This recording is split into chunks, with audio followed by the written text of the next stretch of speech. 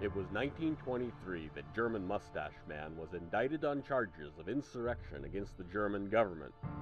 He was tried, found guilty, then given a little slap on the wrist, and he became a convicted felon.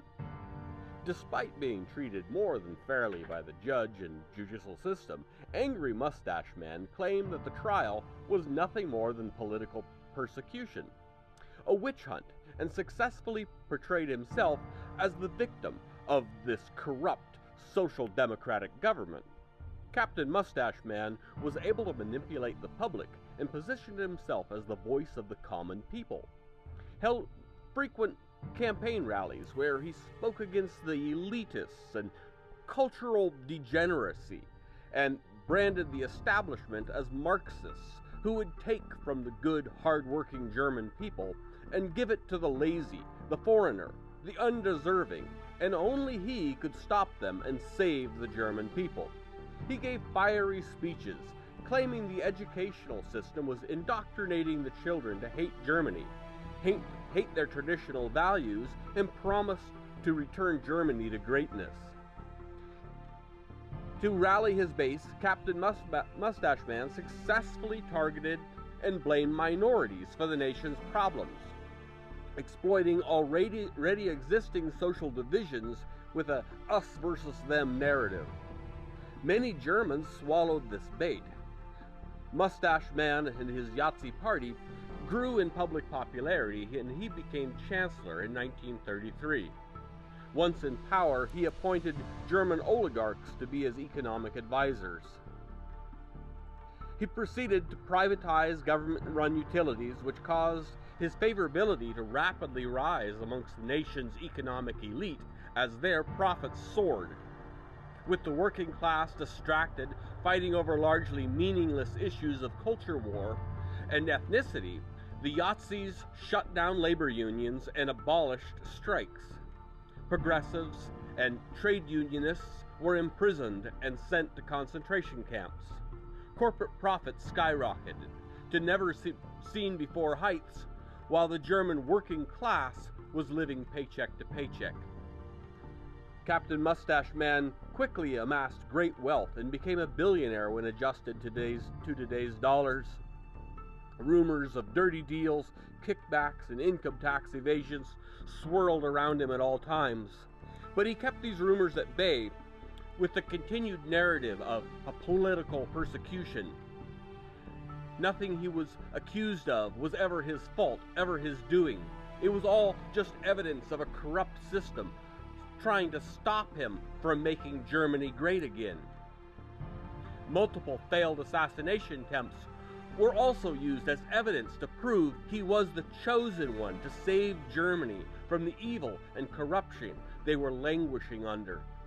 He and his gang of oligarchs could get away with this scam so long as they continually had the enemy from within to blame. A deep state, if you will. Meanwhile, they themselves turned Germany into a government of a corporatocracy, a government run by corporations, and robbed the country blind. Mustache Man targeted a minority community to focus the public's anger and keep them distracted, revoking birthright citizenship for Jews, and began rounding them up for mass deportation, charging them with being illegally in the country. The German media under Yahtzee rule highlighted instances of violence by Jews to convince the public the Jewish immigrants were a danger to the real Germans.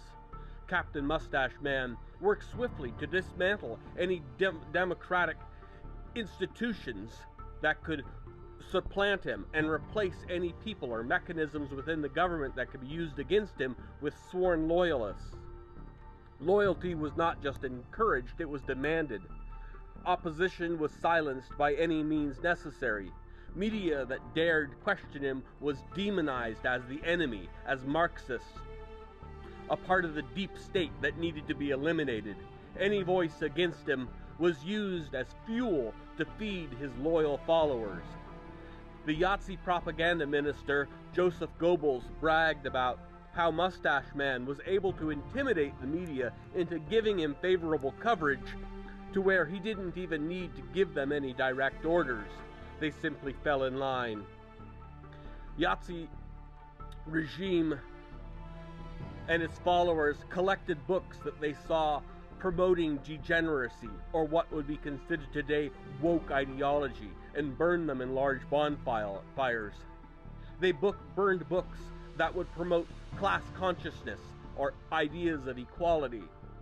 Berlin had a large LGBTQ community in the 1920s and even had the first transgender clinic. Nazis lit fire to it and burned it to the ground. LGBTQ people were sent to concentration camps and forced to wear triangle badges. Many of them were unalived in the Holocaust. The Nazi Party proclaimed that masculinity was under attack and manhood itself was being destroyed by the rise of feminism.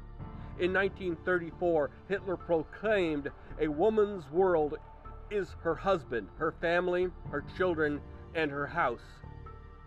Progressive laws that had provided women with equal rights were repealed, and new laws were introduced to restrict women to the home, to a role as wife and mother.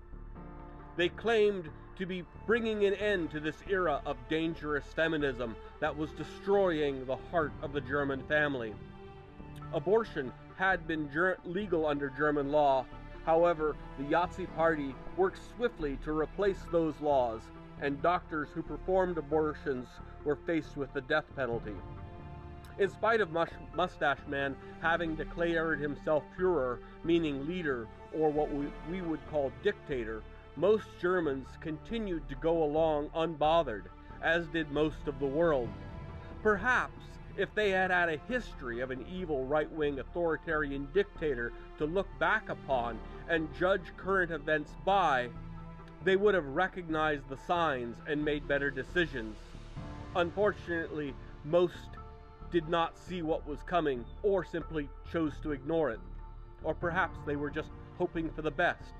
Whether by ignorance or complicity, the failing of the German people resulted in the unaliving of nearly 100 million people around the world.